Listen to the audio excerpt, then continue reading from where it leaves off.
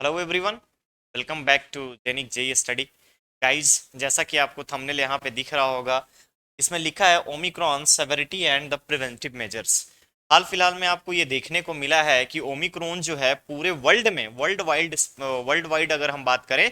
बहुत ज़्यादा तेजी से स्प्रेड हो रहा है। इवन इंडिया में भी डिफरेंट केसेस देखने को मिले। अगर हम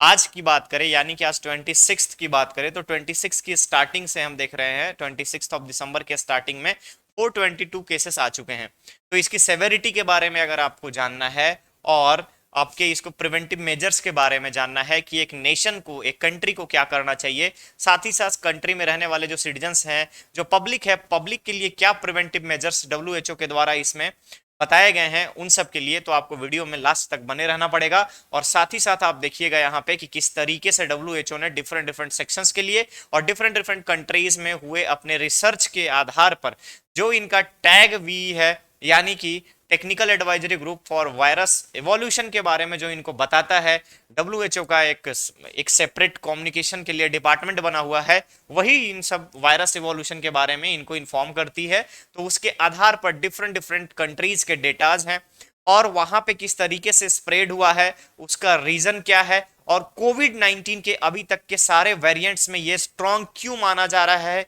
क्या डेल्टा वेरिएंट इससे कम स्ट्रॉन्ग था, इन सारी चीजों के बारे में स्टेप बाय स्टेप हम जानेंगे। ओके, तो चलिए शुरू करते हैं। सबसे पहले हम आते हैं जहां पे आप अगर थोड़ा सा भी अगर आप बैक में जाएंगे, 1 मंथ बिफोर जाएंगे, तो आप नवंबर के टाइमिंग में, नवंबर में यहाँ डेट मेंशन किया गया हुआ है 26 नवंबर की अगर हम बात करें, तो 26 नवंबर को डब्ल्यूएचओ ने ओमिक्रॉन ओमिक्रॉन के बारे में बताया था ऑफिशियली। और ये जो है, ये जो वेरिएंट है, वेरिएंट को बताया गया बी बीटा 1.1529। ये एक ऐसा वेरिएंट है जो इनको टैग वीई के द्वारा, यानी कि डब्ल्यूएचओ की जो संस्था है, एडवाइजरी ग्रुप जो है, जिसका नाम है टैग टैग वीई। और ये टैग वीई क्या है? ये है technical advisory group for virus evolution. ये जो एडवाइजरी ग्रुप है, इन्होंने डब्ल्यूएचओ को बताया कि किस तरीके से ओमिक्रॉन हानिकारक है और इसमें कौन कौन से वेरिएंट शामिल हैं, क्या ये अपकमिंग्स जितने भी, सॉरी, जो पहले फोर कमिंग जो आपके पास वेरिएंट्स थे उससे कितना ज्यादा सेवियर है, इन सब चीजों के बारे में इसने बताया। तो चलिए हम देखते हैं वन बाय वन इसके ट्रांसमिसिबिलिटी के बारे में कि इसकी ट्रांसमिसिबिलिटी क्या है। साथ ही साथ अगर हम बात करेंगे कि किस तरीके से ये फैलता है। करंट अगर हम अभी इवोल्यूशन की बात करें, तो इसमें बेहतर चीजों को देखने के लिए डब्ल्यूएचओ की तरफ से बहुत सारे रिसर्चर जो हैं साउथ अफ्रीका के में ये रिसर्च किए। तो उन्होंने, चूंकि साउथ अफ्रीका जो कॉन्टिनेंट है वहां पे पॉवर्टी लेवल ज्यादा है, गरीबी ज्यादा है, वहां पे बहुत ही ज्यादा महामारी, अगर पेंडेमिक जो फैलता है तो पेंडेमिक में सबसे ज्यादा डब्ल्यूएचओ के पास चैलेंजिंग टास्क होता है साउथ अफ्रीका को कंट्रोल करना। और साउथ अफ्रीका की अगर हम बात करें तो वहां पे उतने सारे रिसोर्सेस भी नहीं है जिसके द्वारा साउथ अफ्रीका जो है अपनी कंट्रीज को बचा पाए। ठीक है, तो चलिए शुरुआत करेंगे हम ट्रांसमिसिबिलिटी से। तो ट्रांसमिसिबिलिटी में अगर आप देखोगे तो ये अभी तक क्लियर नहीं किया जा चुका है कि ये जितने भी वेरिएंट्स अभी तक आ चुके हैं उसमें कितना स्ट्रांग है। साथ ही साथ इसका 1 to 1, पर्सन टू पर्सन इसका जो संक्रमण है, ट्रांसमिशन है, वो कितना स्ट्रांग है जो पहले आ चुके वेरिएंट से। तो अगर देखा जाए तो डब्ल्यूएचओ ने इन सारी चीजों के बारे में कहा है कि आप अपनी सतर्कता को खुद रखें। और ये जो वेरिएंट है, पर्सन टू पर्सन जो इसका फैलने का जो तरीका है, ये बहुत ज्यादा है, वाइड स्प्रेड होता है,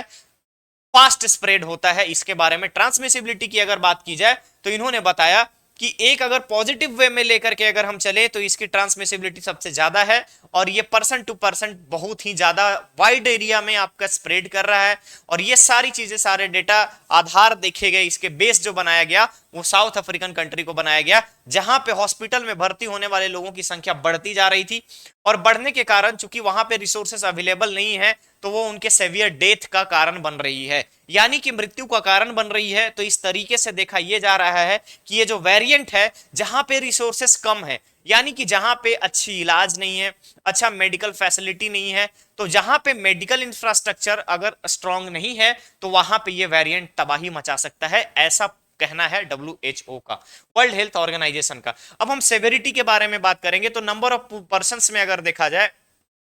तो जितने भी 19 के वेरिएंट, कोविड 19 के, सार्स कोविड 19 के वेरिएंट्स जितने भी आए हैं, उन सब में इसके बारे में कहा जा रहा है कि ये जो वेरिएंट है ये आपको उतना ज्यादा आपको चांसेस नहीं देता। चांसेस नहीं देने का मतलब है अगर आपको माइल्ड डिजीज है तो ये आपके ऊपर बहुत जल्दी प्रभावी हो सकता है, इफेक्टिव हो सकता है। तो आप समझिएगा यहाँ पे कि सेवेरिटी में आप सिंपली आप कंपैरिजन करके देखिए कि इससे पहले जितने भी वेरिएंट्स आए उन सारे वेरिएंट्स के कंपैरिजन में इसकी सेवेरिटी ज्यादा है। ठीक है, इसके सेवेरिटी के बाद अगर आप आते हैं तो यहां पे आता है कि जो भी आपने इफेक्टिवनेस जो हम देखते हैं कि सार्स कोविड 19 के जो पहले जो रिस्क फैक्टर्स जो कंसीडर किए गए थे उन सब में क्या ये ओमिक्रॉन ज्यादा इंपॉर्टेंट है। तो जैसे ही आप यहां पे देखेंगे तो कहा जाता है कि अगर मान लीजिए कि अगर हमने ओमिक्रॉन का वेरिएंट आया, फॉर एग्जांपल आप समझिएगा ओमिक्रॉन का वेरिएंट आया और इससे पहले जितने भी आपके वेरिएंट देखने को मिले थे, चाहे वो डेल्टा हो, सार्स वाले हो, या फिर इनिशियल स्टेज की बात की जाए जिसमें ये कहा गया थर्ड स्टेज आ रहा है, सेकंड स्टेज आ रहा है, डिफरेंट कंट्री ने अपना अलग अलग तरीके से रिप्रेजेंट किया कि हमें थर्ड स्टेज, फोर्थ स्टेज ये आ रहा है। बट अभी तक डब्ल्यूएचओ की तरफ से सिर्फ 3 ही वेरिएंट के नाम आए। पहला आया सार्स कोविड के नाम से, दूसरा आपका डेल्टा वेरिएंट के बारे में बोला गया और तीसरी चीज ओमिक्रॉन के बारे में बताया गया। तो ओमिक्रॉन को अभी तक के सारे वेरिएंट्स का एक मिक्सअप बताया गया है जिसमें म्यूटेशन बहुत फास्ट होती है। ध्यान रखिएगा, ओमिक्रॉन में कहा गया कि ये जो वायरस है ये म्यूटेट बहुत जल्दी करता है, इसका म्यूटेशन का जो पावर है ये बहुत ज्यादा है। अब हम इसमें देखते हैं, अब आपको ये चीजें क्लियर हो गई होगी कि आपको ओमिक्रॉन किस तरीके से ज्यादा इफेक्टिव है, किस तरीके से प्रभावी है। अगर जहां पे रिसोर्सेस नहीं है, मेडिकल इंफ्रास्ट्रक्चर नहीं है, तो किसी को भी अगर माइल्ड डिजीज है तो हो सकता है ओमिक्रॉन का उस पर इफेक्ट बहुत जल्दी पड़े और उसके बाद हो सकता है उसकी मृत्यु भी हो जाए। अब यहां पे देखते हैं कि जो वैक्सीन जो लगी है, वैक्सीन का क्या इफेक्टिवनेस है इस पे, यानी कि ओमिक्रॉन के कॉन्टेक्स्ट में देखा जाए तो जो वैक्सीनेशन हुई है उसका इफेक्टिवनेस कितनी है। तो कहा जा रहा है वर्ल्ड हेल्थ ऑर्गेनाइजेशन के द्वारा कि जो आपने वैक्सीनेशन किया है, वैक्सीनेशन के आधार पे देखें, तकनीकी रूप से अगर समझने की कोशिश किया जाए तो इसमें जो है वैक्सीनेशन काफी हद तक इफेक्टिव होगा। और इफेक्टिवनेस के कारण क्या है अगर देखेंगे तो जिसमें म्यूटेशन की बात आती है, अगर हम म्यूटेशन की बात करें, अगर करंट जो अगर है अपने पास जो भी म्यूटेटेड वेरिएंट हमारे पास आ रहे हैं, जैसे ओमिक्रॉन ही आया, तो जो हमने करंट वैक्सीनेशन लगाया है वो काफी हद तक स्टॉप करने का आपका प्रतिरक्षा सिंड्रोम की अगर हम बात करें, प्रतिरक्षा आपकी कैपेसिटी की बात करें तो प्रतिरक्षा प्रणाली को आपको स्ट्रॉन्ग करेगी और साथ ही साथ जितने भी गंभीर मृत्यु हो सकती है, बीमारी हो सकती है, इन सब चीजों से आपको बचाएगी। तो ये आपका हो गया इफेक्टिवनेस वैक्सीन का कि इस वेरिएंट पे वैक्सीन जो आपको लगी है उसका क्या इफेक्टिवनेस हो सकता है। अब हम बात करेंगे टेस्ट के बारे में। तो टेस्ट हम किसी चीज का कैसे पता करते हैं, तो अगर हमें इसके बारे में टेस्ट पता करना है तो number of medical facility, medical units Omicron के नाम से आपको बनाना पड़ेगा, आपको डेवलप करनी पड़ेगी और मैक्सिमम नंबर ऑफ पर्संस को यहाँ पे आपको टेस्ट करना पड़ेगा, संक्रमण का पता लगाना पड़ेगा। साथ ही साथ यहाँ पे ये भी देखना पड़ेगा जो रैपिड एंटीजन टेस्ट है उसको भी बढ़ाने की बात कही गई है। डिफरेंट सेक्शंस आपको ले जाने के लिए बोला गया है, यानी कि आपको रैपिड एंटीजन अगर हम बात करें तो रैपिड एंटीजन अगर देख रहे होंगे आप तो रैपिड एंटीजन डिटेक्शन टेस्ट आरएडीटी के बारे में यहां पे बताया गया कि इसमें आपको इन सारे टेस्ट को शामिल करना पड़ेगा और मास नंबर ऑफ पर्संस को आपको चेक करना पड़ेगा। हालांकि जो व्यक्ति यहीं पे हैं जिनका कोई फॉरेन ट्रैवल का हिस्ट्री नहीं है, कोई इन्होंने फॉरेन ट्रैवल नहीं किया है, या फिर कोई ऐसा व्यक्ति जो लास्ट 15 डेज में 14 डेज में किसी फॉरेन से आए हुए व्यक्ति के साथ संक्रमण में नहीं आया है, संपर्क में नहीं आया है, तो उसमें संक्रमण के खतरे कम देखने को मिलते हैं। ओके, अब यहां इसके बाद हम पहुंचेंगे आपका कि डब्ल्यूएचओ ने जो गाइडलाइंस जारी किए हैं नेशंस के लिए क्या उन्होंने अपना गाइडलाइंस दिया है। तो उन्होंने कहा कि बेहतर ढंग से समझने के लिए इस ओमिक्रॉन को आपको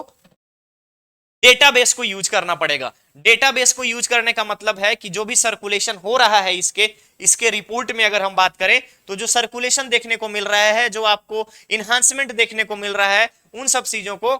आपको कम्युनिकेशन और सर्विलांस को स्ट्रॉन्ग करना पड़ेगा। सर्विलांस की अगर हम बात करें तो सर्विलांस आपको स्ट्रॉन्ग करना पड़ेगा और साथ ही साथ हमें सूचीबद्ध तरीके से लिस्ट वाइज हमें देखना पड़ेगा, हमेशा एक रोटेशन में देखना पड़ेगा कि हम मैक्सिमम ट्रैवल हिस्ट्री को कंट्रोल करें और ट्रैवल हिस्ट्री से आने वाले जितने भी लोगों का डिटेल्स हमारे पास है उसके आधार पर हम अपनी रोकथाम का प्रयास करें। दूसरी चीज जो है इसमें जीनोम सीक्वेंसिंग के बारे में बात किया है कि जो म्यूटेशन है उसमें आप जीनोम सीक्वेंसिंग के ऊपर वर्क कीजिए और देखिए कि जीनोम सीक्वेंसिंग जो है वो किस आधार पे म्यूटेट कर रहा है। या अगर मान लो कि कोई व्यक्ति आप इससे ओमिक्रॉन से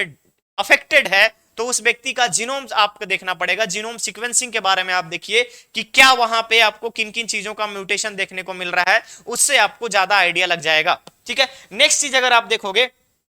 तो इनिशियल जो केसेस हैं उन केसेस का डेटाबेस तैयार कीजिए और डब्ल्यूएचओ के साथ उसको शेयर कीजिए, और शेयर करने के बाद यानी ये नेशंस का ड्यूटी बताया गया है कि नेशंस का ड्यूटी ये भी है कि आप जो है अपने सारे डिटेल्स को आप दूसरे कंट्री के साथ साझा करिए और वहां से भी आप डिटेल्स मंगाइए, वहां जो आपके लोग रह रहे हैं क्या उन्होंने कुछ दिनों पहले ट्रेवल किया है या नहीं, उनके ट्रेवल हिस्ट्री के अकॉर्डिंग इन सारी चीजों के बारे में आप पता कीजिए। दूसरी चीज यहां पे आती है लास्ट में कि आप जो कैपेसिटी है, आपकी जो क्षमता है, उसके आधार पर कम्युनिटी के बीच में कोऑर्डिनेशन के आधार पर जिस तरीके से आपने कोविड-19 के महामारी को, पेंडेमिक को आपने कंट्रोल किया था, उसी के आधार पर इस ओमिक्रॉन को भी उतना ही सीरियस लीजिए और सीरियस लेने के बाद कम्युनिटी स्प्रेड को रोकने की कोशिश कीजिए। साथ ही साथ एंटीबॉडी की अगर हम बात करें तो एंटीबॉडी पर किस तरीके से वीओसी का प्रभाव है, प्रभाव के साथ साथ उसमें रिफॉर्म्स किस तरीके से आप कर सकते हैं, इन सारी फील्ड में, इन सारे एरिया में आपको स्टेप्स लेने चाहिए। तो ये था आपका नेशन का कर्तव्य, नेशन के लिए जो रिस्पॉन्सिबिलिटी दी गई डब्ल्यूएचओ के द्वारा। अब आता है कि पीपल के लिए, लोगों के लिए, आम लोगों के लिए, आम नागरिक के लिए डब्ल्यूएचओ की तरफ से क्या रिकमेंडेशंस दिए गए हैं। तो बेसिक चीजें जो है वो आपको ऑलरेडी बता दिया गया है कि जो वायरस, जो कोविड-19 का वायरस था, उसके स्प्रेड को स्टॉप करने के लिए, उसके स्प्रेड में कमी लाने के लिए आपको 1 मीटर का आपका डिस्टेंस मेंटेन करना है, मास्क, सैनिटाइजर यानी कि फिजिकल डिस्टेंस मेंटेन करना है। साथ ही साथ एक आपके अगर घर में है तो वेंटिलेशन प्रॉपर रखिए, वेंटिलेशन के साथ सैनिटेशन का उपयोग कीजिए, सैनिटेशंस को यहां अगर आप बात कर रहे हैं तो कुछ भी अननेसेसरी चीजों को टच ना करें। साथ ही साथ आपको मास्क, हैंड सैनिटाइजर, ये सारी बेसिक चीजों के बारे में आपको बताया गया। इट मींस कि पीपल के लिए जो है डब्ल्यूएचओ ने अच्छा गाइडलाइंस जारी किया है कि आपको जिस तरीके से कोविड स्प्रेड में आप जितना सीरियस थे उतना ही सीरियस आप ओमिक्रॉन को भी लीजिए, और इसके इफेक्टिवनेस को देखते हुए, इसके स्प्रेड को देखते हुए आप जो है अपने आप को सेफ रखें, सतर्क रखें। ठीक है, ये थी बेसिक ओमिक्रॉन के बारे में आपको जानकारी कि किस तरीके से डब्ल्यूएचओ ने कौन कौन सी जगह पे आपका रिसर्च किया। और अगर हम बात करें तो इंडिया में एट प्रेजेंट आपका 422 केसेस हो चुके हैं, जो कि महाराष्ट्र में ज्यादा देखने को मिला है। नेक्स्ट आपको फॉलो किया गया है आपका दिल्ली के द्वारा, और साथ ही साथ इसमें रिकवरी रेट भी ज्यादा है, कहीं पे 32 रिकवरी है तो कहीं पे 22 रिकवरी है। अगर हम बात करें तो 47 केसेस के आसपास दिल्ली में थे, जिसमें से 22 आपका रिकवरी केसेस है। नेक्स्ट अगर हम देखें तो डब्ल्यूएचओ के द्वारा अगर जो चीजें गाइडलाइंस जारी की जाती है वो टाइम टू टाइम हर एक स्टडी के आधार पर, हर एक रिसर्च के आधार पर देखी जाती है। तो फिलहाल अभी इतनी ही जानकारी अवेलेबल है, जिसमें वर्ल्ड को यह बताया गया है, पूरे विश्व को यह जानकारी दी गई है कि आप ओमिक्रॉन को थोड़ी सीरियस ले। और ये मैक्सिमम केसेस आपको अफ्रीका, यूके यानी यूरोपियन कंट्री में ज्यादा देखने को मिल रही है। यूरोपियन कंट्री के साथ साथ आपका साउथ अफ्रीकन कंट्री में देखने को मिल रही है। अब थोड़ी सी चीजें आपको जो एग्जाम के पॉइंट ऑफ व्यू से इंपॉर्टेंट है वो है आपका डब्ल्यूएचओ का फॉर्मेशन कब हुआ, एट प्रेजेंट उसका डायरेक्टर जनरल कौन है, उसका बजट क्या है फाइनेंशियल ईयर में, साथ ही साथ उसका हेडक्वार्टर कहां है। तो याद रखिएगा वर्ल्ड हेल्थ ऑर्गेनाइजेशन की स्थापना जो हुई है वो, उसकी पेरेंट जो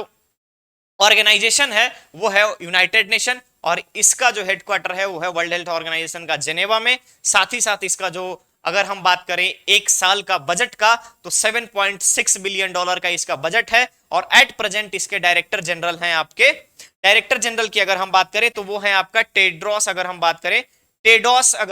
टेडोस एडहोम। ठीक है, टेडोस एडहोम की अगर हम बात करें तो ये भी डायरेक्टर जनरल हैं वर्ल्ड हेल्थ ऑर्गेनाइजेशन का। और इसके बारे में थोड़ी सी ब्रीफ हिस्ट्री अगर आपको देखनी हो तो याद रखिएगा कि ब्राजील और चीन के द्वारा 1800 के बाद में अगर बात करें 19th सेंचुरी में 1887 में ही ये प्लान किया गया था कि हम लोग इंटरनेशनल लेवल पे एक हेल्थ ऑर्गेनाइजेशन बताएंगे, और उसी का एक संकल्पना को लेकर के, उसी के एक इमेजिनेशन को लेकर के, प्लान को लेकर के